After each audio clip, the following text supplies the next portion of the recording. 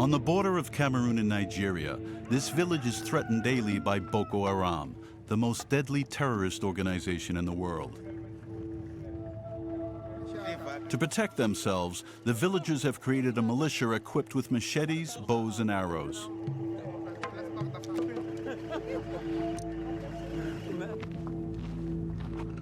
But mostly they rely on the soldiers of the Cameroonian army. This isolated outpost in the middle of the hills is commanded by Lieutenant Dang. We are at the outpost in Din Din. Every morning, the officer puts pressure on his men. Commanding officer, quick, quick, quick. At the ready. The outpost is even equipped with a mortar. The lieutenant knows that Boko Haram is nearby. This is Nigeria ahead of us. The houses you see right there, How many meters? 200, 300 meters. My job is to secure the border and prevent Boko Haram's raids so people can live in peace. We're on the lookout around the clock, whether for suicide bombers or actual warfare. What if someone comes up to you? What do you do? If someone comes up to us, we identify them from a distance. If they're threatening, it's over for them. Boko Haram? No way, not here. We will wipe them out. Boko Haram, your days are numbered. Boko Haram is tens of thousands of fanatical Islamist fighters who are spreading terror in the heart of Africa. The movement began in northern Nigeria, poor with a mostly Muslim population, an area that doesn't enjoy the same prosperity as the Christian oil-rich south. Boko Haram is also its leader, Abubakar Sheko, a very dangerous man. Today, our religion is to kill, slaughter, slay, massacre.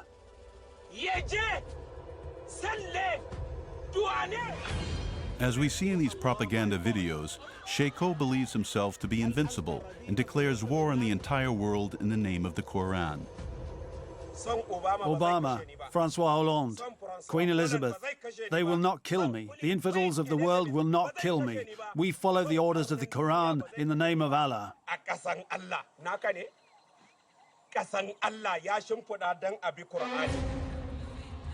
Sheko and his 30,000 jihadists use particularly bloody methods. They ruthlessly cut the throats or execute their enemies to terrorize the public. It was on April 14, 2014 that Boko Haram first made headlines worldwide. That night, one of their commandos set fire to a high school in the city of Chibok and captured 276 students, all girls aged 12 to 17. A few days later, Boko Haram broadcast these images of the girls. They were reciting Muslim prayers.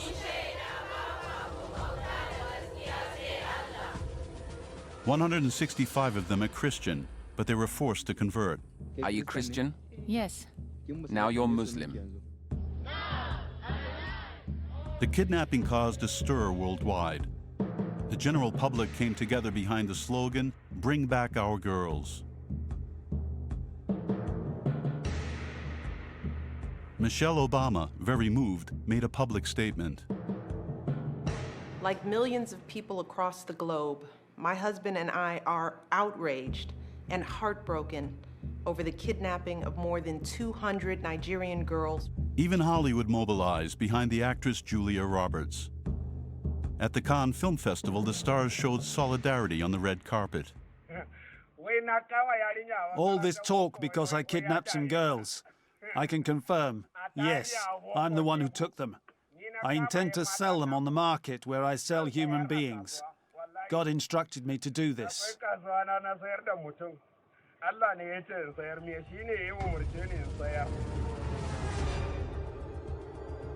Starting from Nigeria, the Islamists began attacking the three neighboring countries.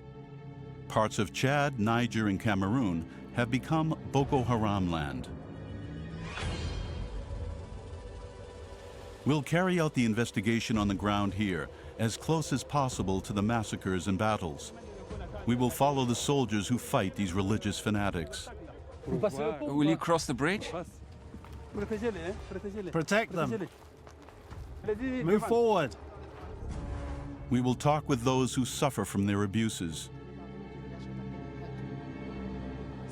A man from Boko Haram said, "Why are you talking to him? Just kill him." And he shot my husband dead. We will also hear first-hand reports from survivors of suicide bombings. I lost my eye. It was horrible. We will see jihadists captured in combat. Welcome. We will also speak with an African king, a hostage of Boko Haram who miraculously survived. And then I heard them try the door handle. It was locked, so they shot it off. And I thought, we're not going to make it out of here. The evil and violence that threatens us here is We everywhere. will follow a priest who must confront the danger of Boko Haram on a daily basis. And we must stay here.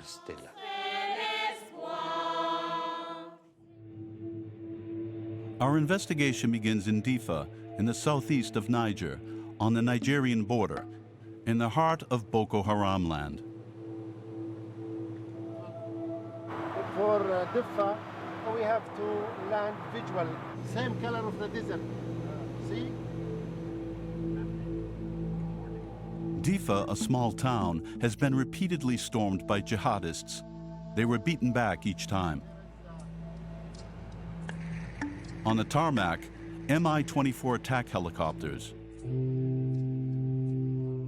Faced with Boko Haram, a coalition of African countries are involved in the fight. Niger, Chad, Cameroon, and Nigeria.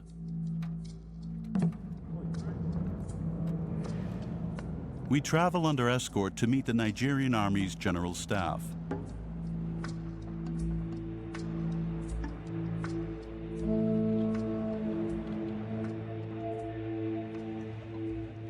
The base is very active. This morning there were reports of infiltration of Boko Haram. A pickup truck combs the surroundings. They're trying to infiltrate Niger. I'm in charge of blocking and destroying them. The soldiers are well armed and well equipped. They've just received more ammunition this morning.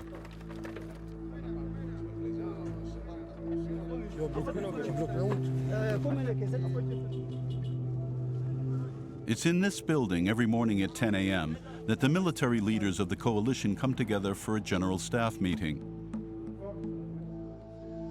Chadian and Nigerian officers arrive. More surprising, we see the arrival of 2 lieutenants from the U.S. military. As we can see, they are already acquainted with the people here.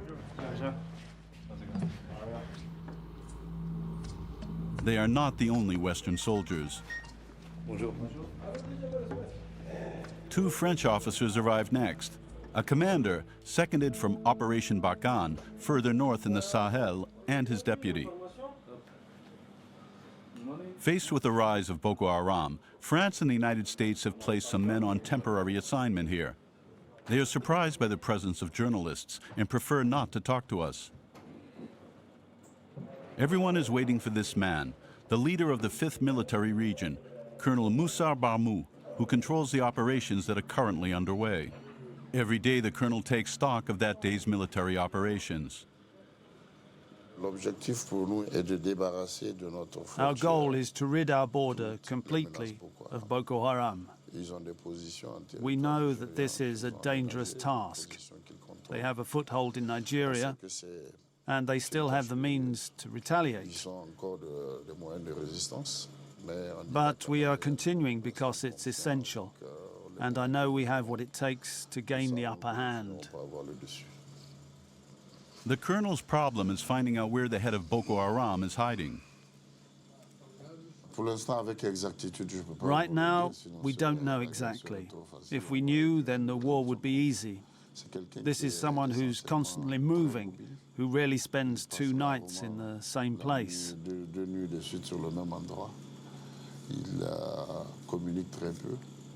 He communicates very little, which makes it difficult to catch him. de le neutraliser comme ça sur le champ.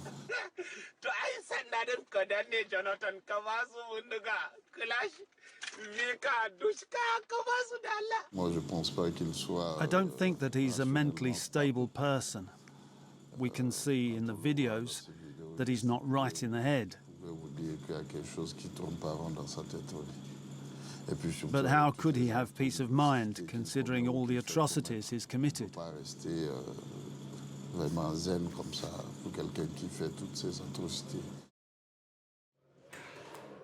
At the end of the meeting, we interview a Nigerian officer. Are Nigerians the only ones fighting? There are allies too. They're friends. The Chadians, the French, the Americans. No, the French army helps out, but they don't participate in the war. The French military conducts intelligence, pooling their information with the African army. While the Americans use drones like this one that flies over the camp. They help us with reconnaissance missions, using their planes. And so this has enabled us to intervene by helicopter on many occasions. They find them and you destroy them. Exactly. And you've had success? Several times. You do precision bombing? That's right, tit for tat. Americans do more than just intelligence work. Inside this enclosure, we see a heavily protected fort. Behind the barbed wire, not far away, American soldiers. They're training a Nigerian anti-terrorist unit. Among the soldiers of the African coalition, Boko Haram is dismissed in no uncertain terms.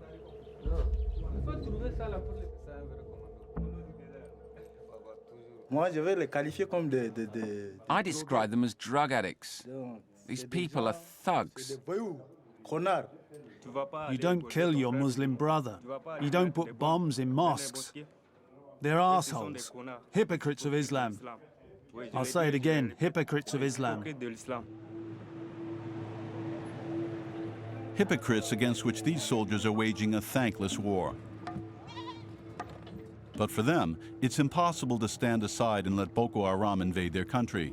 Just a few days ago, only 7 kilometers away from here, the Islamists made an attempt to cross the border. When we arrive there, we find men waiting in ambush, sitting in foxholes. They sleep here because they fear another surprise attack from Boko Haram. In these foxholes, we're protected, even from mortars, and we can defend ourselves.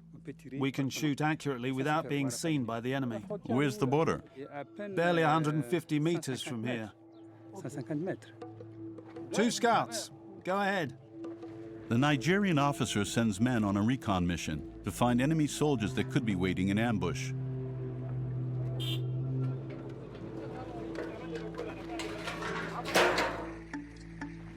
Clear the bridge. Remove the obstacles.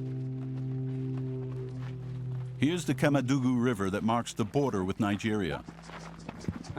They tried to cross the border 3 times. They tried to capture our base using force. But we beat them down and drove them away.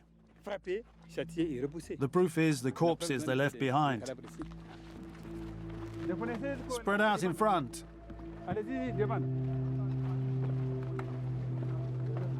It's possible.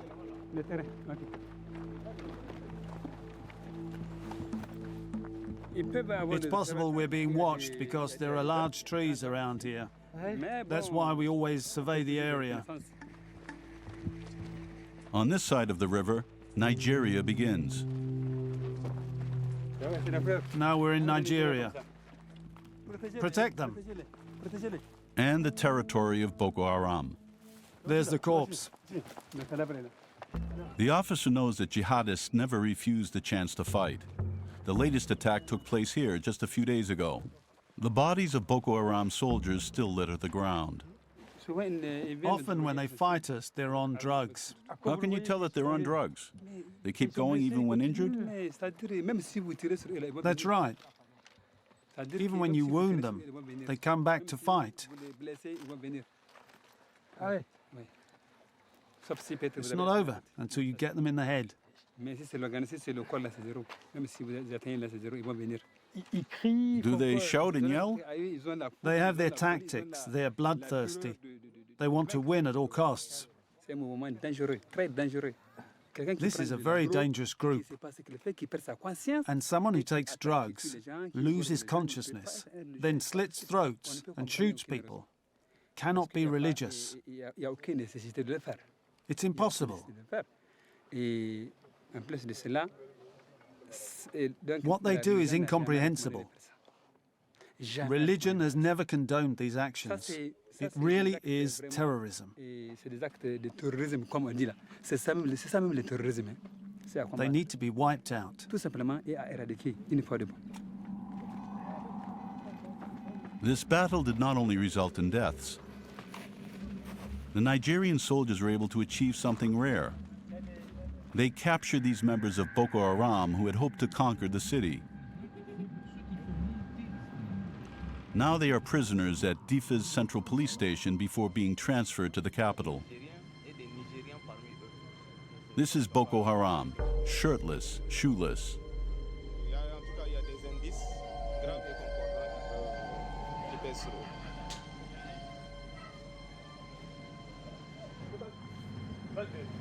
Stand up. They obey the prison guards and remain silent. Move forward. Returning to their cells, they seem harmless.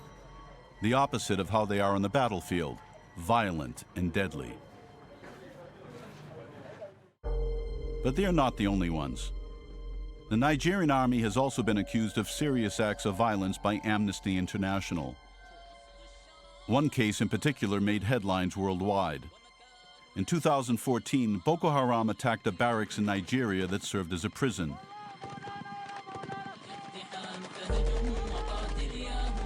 The prisoners were released by the jihadists, but they were quickly and fiercely suppressed.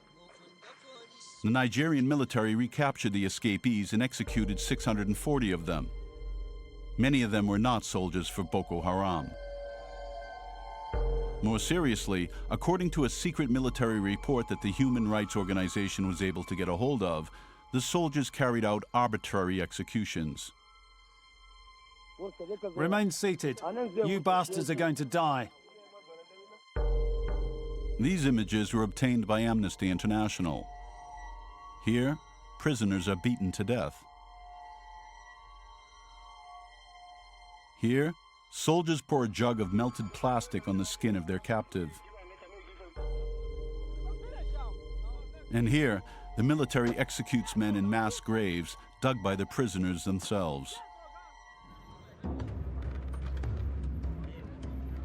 Back in Diffa, in Niger, on the border of Nigeria. During Boko Haram's attack, the main target was the governor's residence.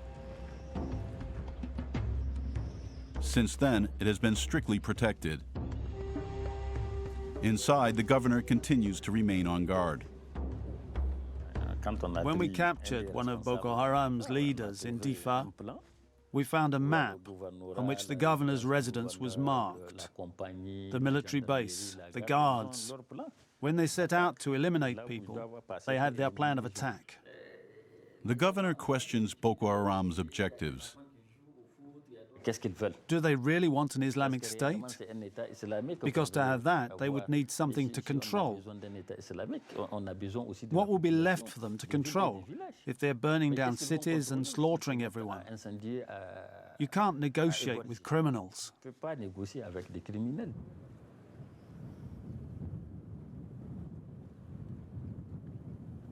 In the military camp, soldiers kneel for the evening prayers.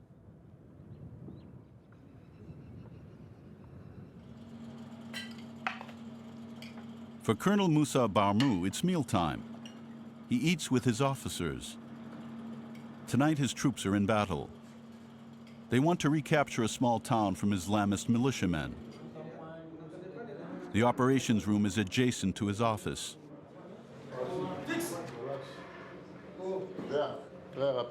Okay, here's the situation.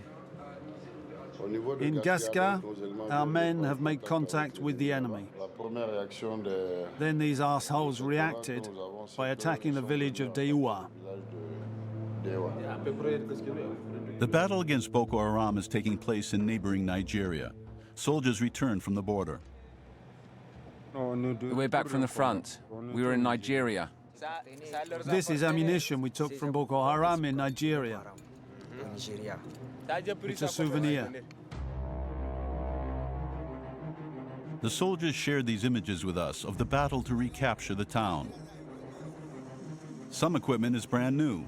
On this Chadian truck, a state-of-the-art rocket launcher made in Russia. We see Western advisors, probably employed by a private military corporation funded by the United States.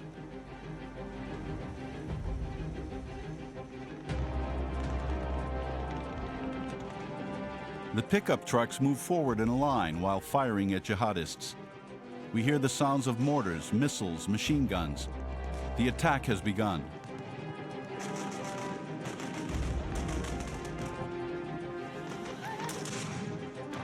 The battle lasts 3 hours. The Islamists will abandon the village. It's a victory.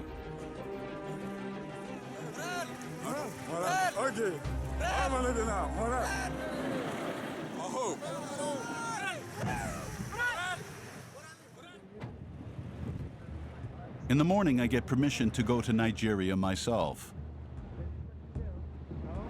On the road to the airport, we pass several French Special Forces vehicles.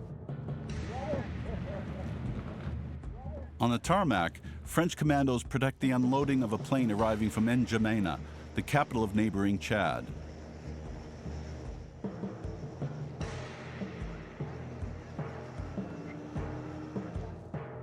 To reach the theater of operations, we board one of the Nigerian Army's helicopters.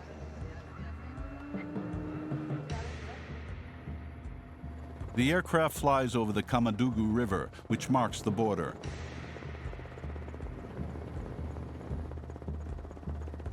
We land in Nigeria, where the battle has just ended. Lieutenant Colonel Tumba commands the Nigerian battalion. Apparently his men managed to surprise Boko Haram. Their food was still hot when we found them.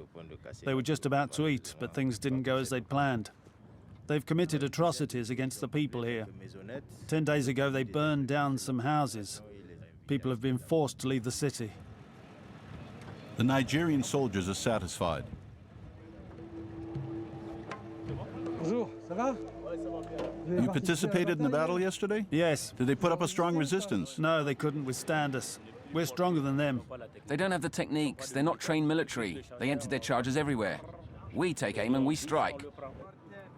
This is a Dragunov rifle. How far away can you shoot?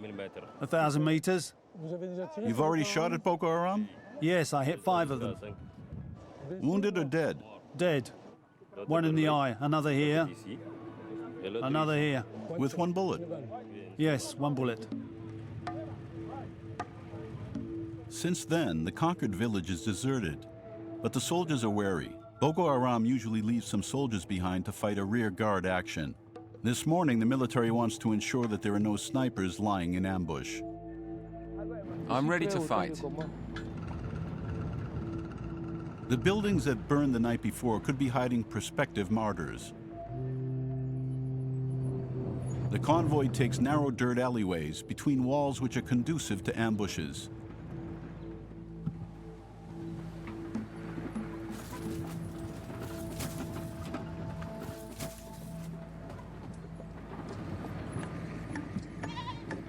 Move forward.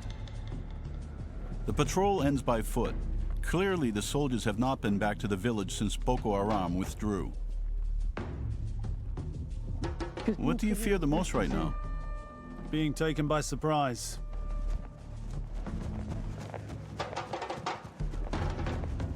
You, go alone. Run and take position, fast.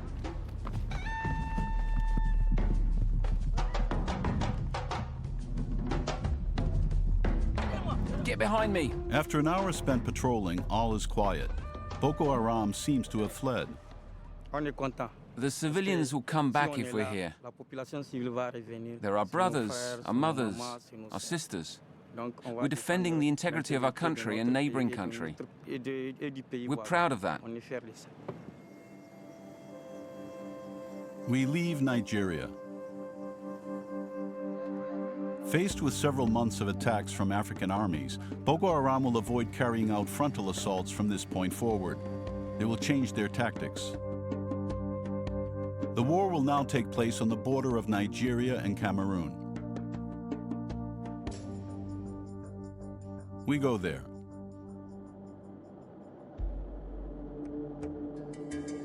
For Islamist fanatics, there is no state, no borders, but a caliphate in the heart of Africa, where the sharia should reign.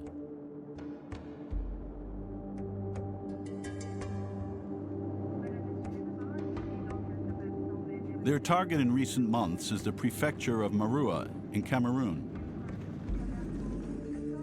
At the airport, a plane from the U.S. Air Force brings materials to the Cameroonian troops.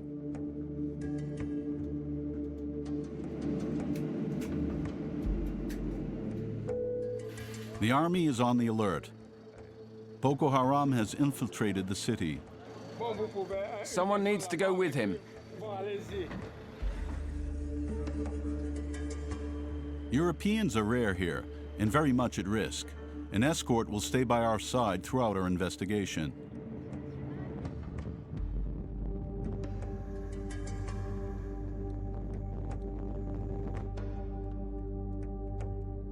To protect us, the front of our hotel is heavily guarded. The police's main concern are suicide attacks. The number of these attacks is increasing, causing panic in the streets. Police put up posters with specific instructions for the inhabitants.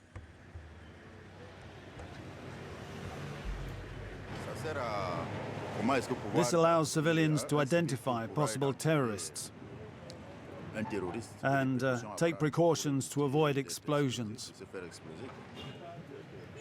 The poster details the telltale signs of a terrorist.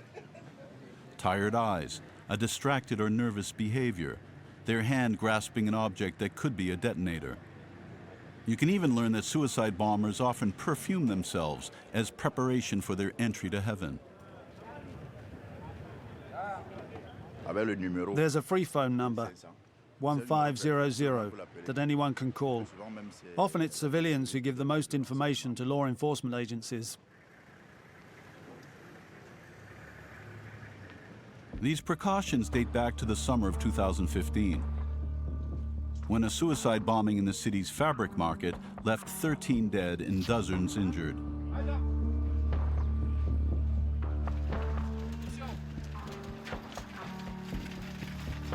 In the emergency room of the hospital, which is badly equipped, medical staff is overwhelmed. Survivors are lying on the floor in the bloody corridors. The city is in shock. A generally peaceful area, this small Christian community now feels threatened.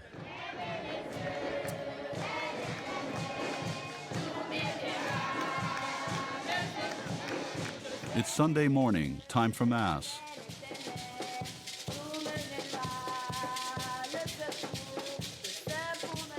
The priest, Father Antonio, is Spanish.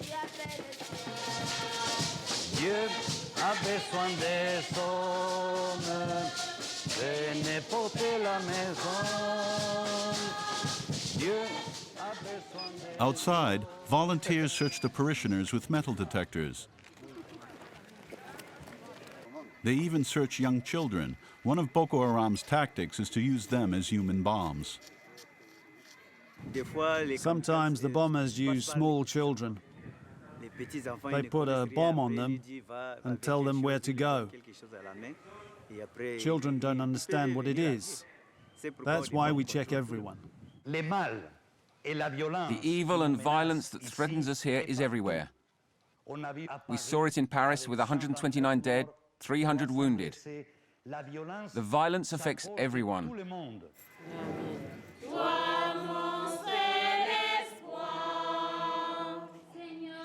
During the service, a watchman stands guard.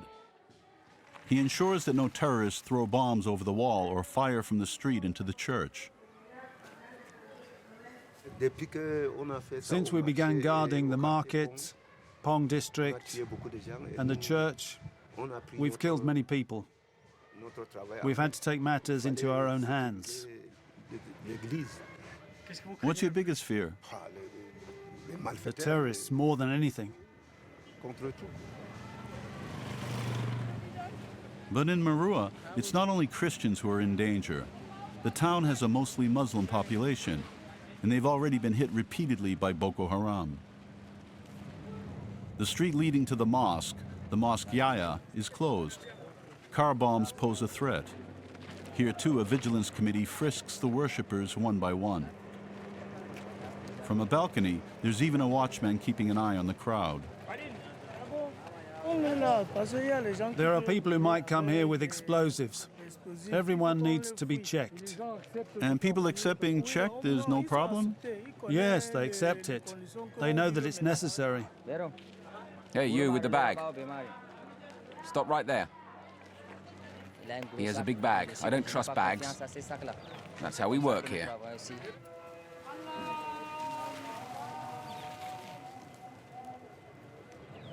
The guards also worry about women hiding explosives under their clothes. They forbid them to wear the burqa. Only headscarves are allowed when entering the mosque.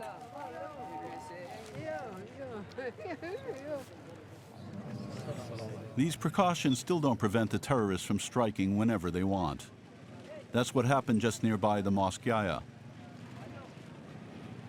Terrorists placed a bomb on a 10-year-old child, a village beggar. Her body was severed in half at the waist by the power of the explosion. Did she set off the bomb herself, or did a terrorist use a remote detonator? It was a carnage. 20 people died instantly and about 60 others were seriously injured.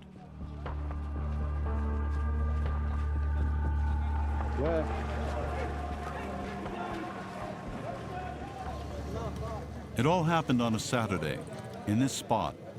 A group of regulars were gathered in front of the coffee merchant. At 2 p.m., the explosion. The wall still bears marks from the blast. The cafe owner's table is still there. His sons, Bashir and Yusuf, often pass by the scene of the explosion. I heard the explosion. I was close by, but when I arrived, everyone was already dead. Then they were taken to the hospital.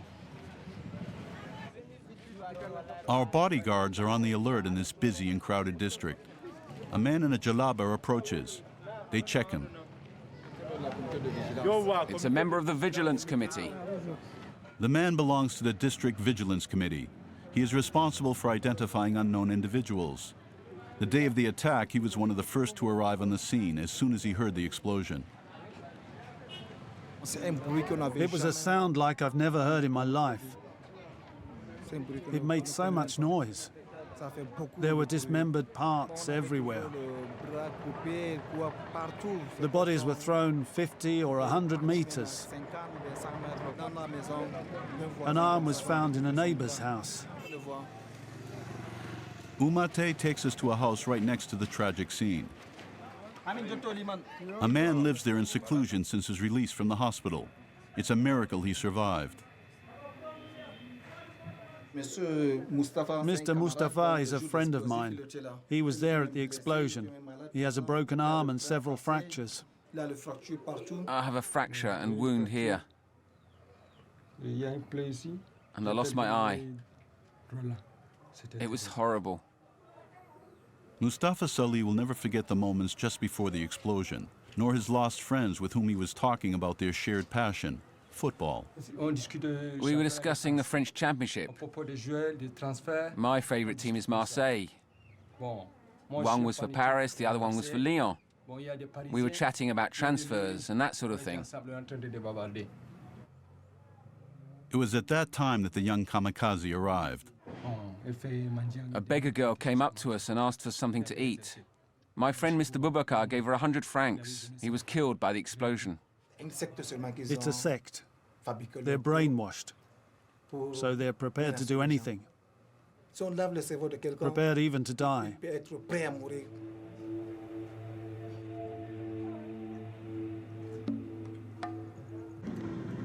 Those closest to the front line in the fight against Boko Haram are the BIR, the Rapid Intervention Brigade. They were trained by the Israeli army. Their camp lies just outside the city.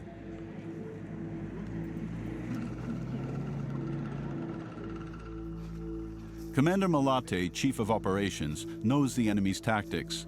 Suicide bombers are mostly children and women. What's the profile? The widow of a soldier who's been captured or killed, who then separates from her family for a time ranging from 6 months to a year. She'll have a thorough indoctrination with the Quran. They'll give her training in explosives. Then finally, a holy man will drill her and brainwash her. And then she'll be sent into action.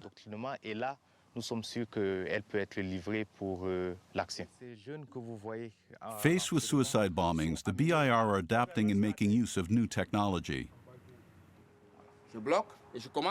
When I search them, I'm looking for evidence like SIM cards or memory sticks. For you, a SIM card is as important as a weapon? More important than a weapon. A phone card might have information, photos, phone calls that we can trace. So we can know who he's in contact with, whether here in Cameroon or elsewhere. This morning, the BIR are receiving forensic science training. For DNA tests, you rub from the bottom up.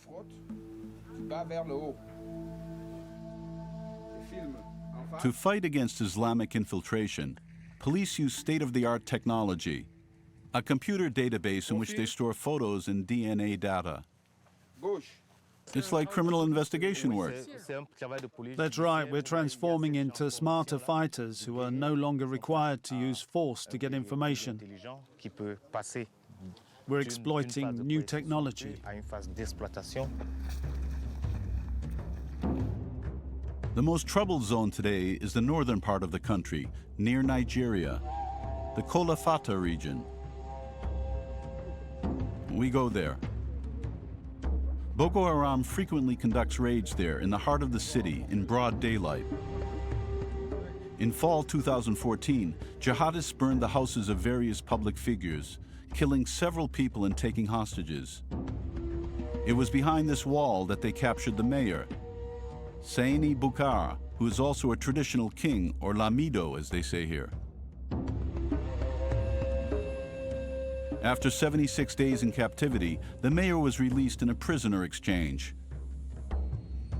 With him were 10 Chinese workers who were captured while building a road. All hostages were unharmed and evacuated by airplane.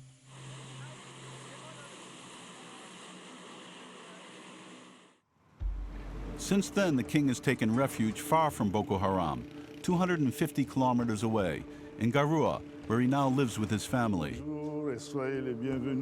Hello, welcome. Please come in.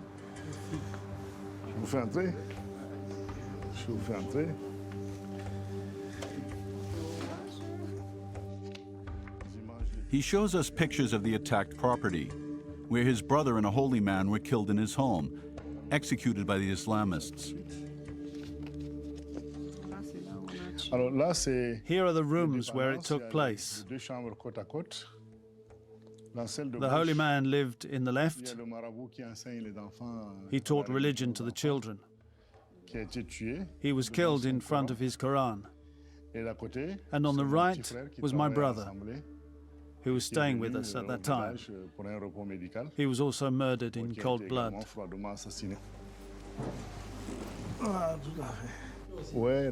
This is the youngest of the hostages. You can sit by me.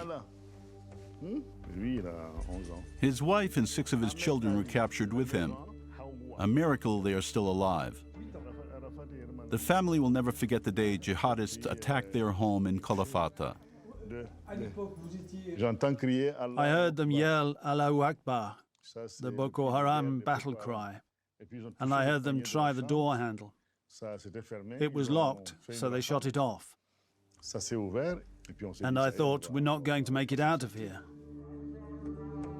The family was taken to Nigeria, about 30 kilometers from Cameroon, in the Sambisa forest, Boko Haram's hideout, home to Islamist camps. This is where these propaganda videos were filmed. Boko Haram is made up of Nigerians, Cameroonians. There were so many people there, it's no exaggeration to say that there were at least 20,000 to 30,000 people. The couple was not abused, but they witnessed horror.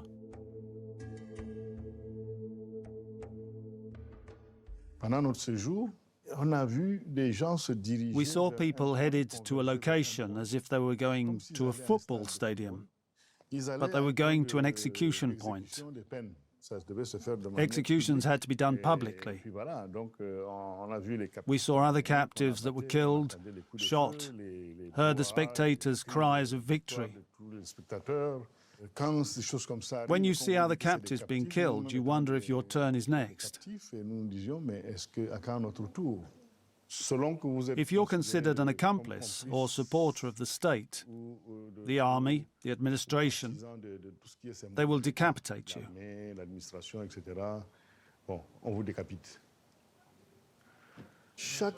They are convinced that each abominable act they carry out will be a bonus in paradise. They believe that the West and the Jews have oppressed Islam for the last 300 years, and that now it's time to put things in order. For them, it's a global movement. If you look at their flag, it's the same one in Syria, in Iraq. They told the Chinese, we already have Muslims fighting for us in China. They even asked them if they would convert to Islam when they returned.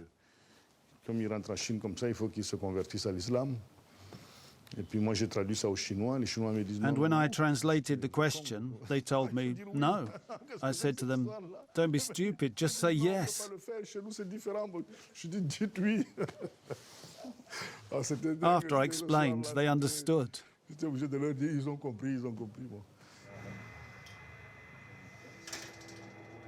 Since the King Mayor's abduction, military operations in Caliphate are increasingly intense.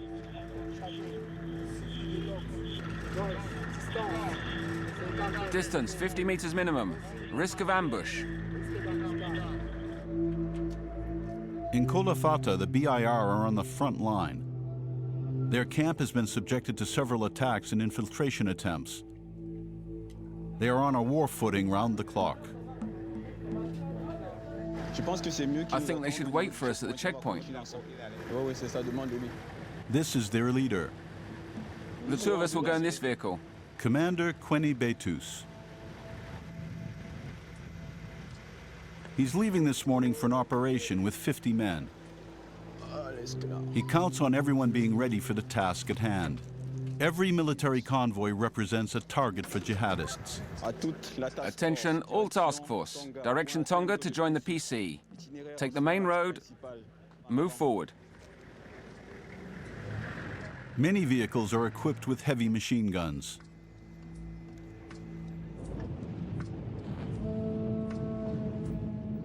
The convoy will travel 9 kilometers on a high-risk path to reach Karawa on the Nigerian border. Boko Haram soldiers are using it as a rear base to attack Cameroon. Boko Haram films most of their attacks for propaganda purposes.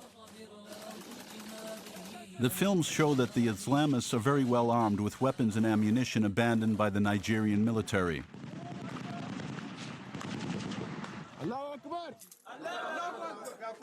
It is thanks to this arsenal that the group has become a real army.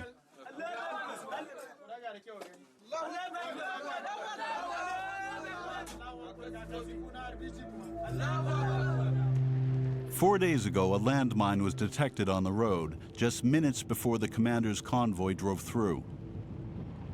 He wants to show us the exact location. When stopped, we are more vulnerable. In case jihadists are hiding in the bush, he deploys his men to survey the area around us. Where was it exactly? The landmine was placed here so that the vehicle would go over it and explode. The landmine may seem very small, but the damage would have been enormous.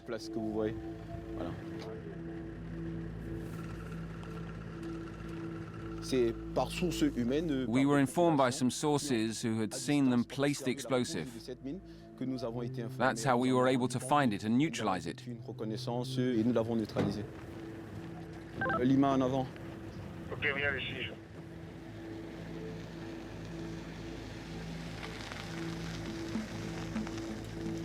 We arrive at the village of Karua, close to the Nigerian border. Hi guys, how are you?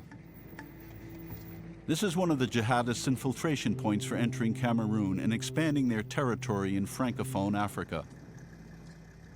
These checkpoints have been implemented to reduce the risk of suicide attacks because we are targets. Despite these efforts, we've had trouble. There was an attack recently. When was that? 4 or 5 days ago. We'll stop here.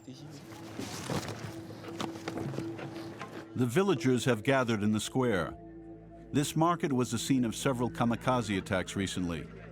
The last one took place 10 days ago. The villagers hate these Islamists who are constantly targeting them.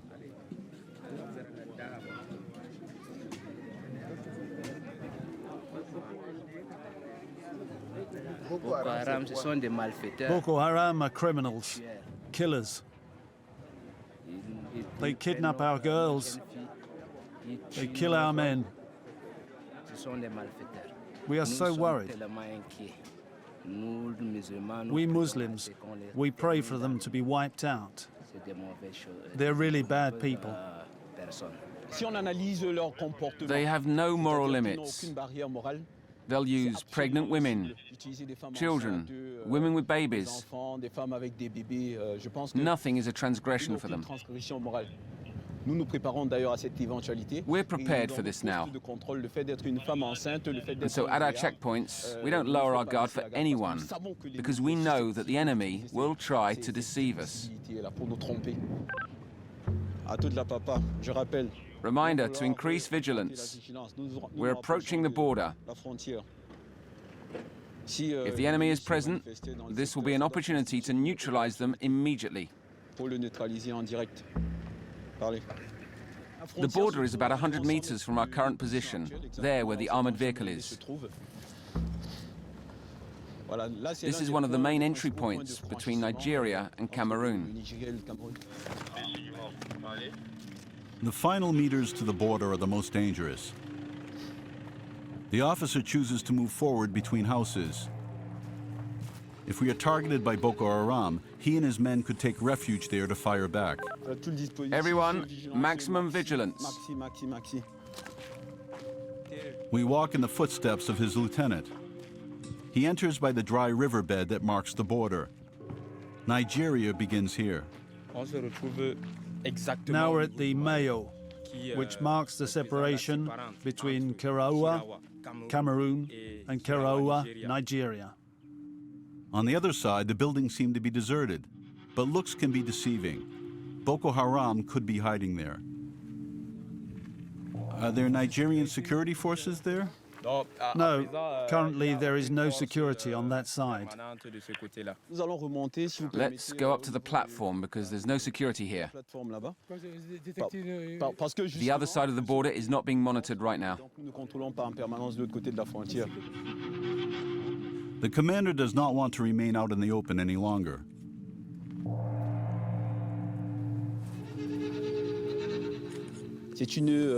This is a location that was originally occupied by the Nigerian Army's administration. And then the army was forced to withdraw at a certain point, and it became controlled by Boko Haram. The bullet holes you see on the walls are from that time. After the fighting, the inhabitants deserted the city, and now there are only a few civilians in this area. Some civilians and also probably some Boko Haram soldiers hidden in the ruins. We will not see them today. Hello, how are you? Bonjour. Bonjour. Comment ça va? Ça va bien? You okay? Children are the future of the country, and we hope that our work will help them receive the education they deserve.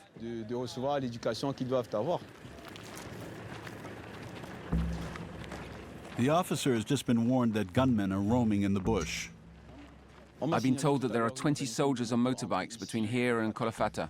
They want to cause trouble. Well, I say, great, let's see them try. Accomplices in the village might have informed Boko Haram of our presence. The commander fears that the jihadists will try something. We have to watch the foot traffic. We have to limit contact with civilians, with everyone. How do we know if they had a bomb? He is suspicious of everyone. You there, move to one side. Lift your shirt. Turn round. Lift again. Okay, you can move forward. Do you do this routinely with everyone who enters the village? Yes, we do this automatically to screen people crossing Kilowawa who are going towards Caliphate. Are they okay? Yes, they can come through. It's fine. Is it aggravating to be searched all the time? It's fine. It allows them to see if someone is hiding something, like a bomb. Without checkpoints, bad people could get through. The commander prefers that we resume our path before dark. Has our presence here been noticed? Absolutely. They're very much aware of it, and there may be repercussions. We leave the BIR.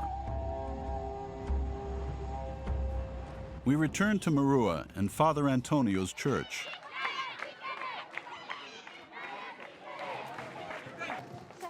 The priest is one of the last Europeans in the region, but he doesn't want to give in to fear. After Mass, in the sacristy, he spoke to us with candor. Praying is important, my brother Patrick. We pray because we're at war. We're threatened. Do you represent the devil for Boko Haram? Well, we represent a lot of things they don't agree with. But that's how it is. Because you're a foreigner? Yes, and from a culture that is for them abominable, where we have so much freedom. For them, we represent all the abominations. Fanta!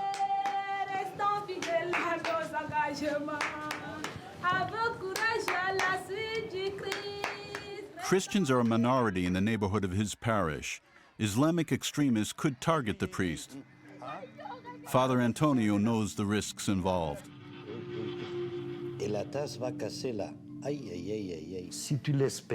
If you let fear penetrate your heart, it's over. You can't stay here. And we must stay here. It's decisive. And more important than what we do is the fact that we are here with these people through difficult times.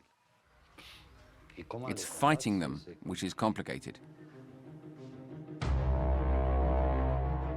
The movement has sworn allegiance to ISIS, the terrorist group responsible for the Paris attacks last November. These images, filmed by Boko Haram and recently broadcast by CNN, show hundreds of Chibok schoolgirls taken hostage by the Islamic group who appear to still be alive. Boko Haram's leader, Abubakar Sheko, would be inclined to cease fire, as this video seems to reveal. On the contrary, other combatants appear to call for intensification of the conflict.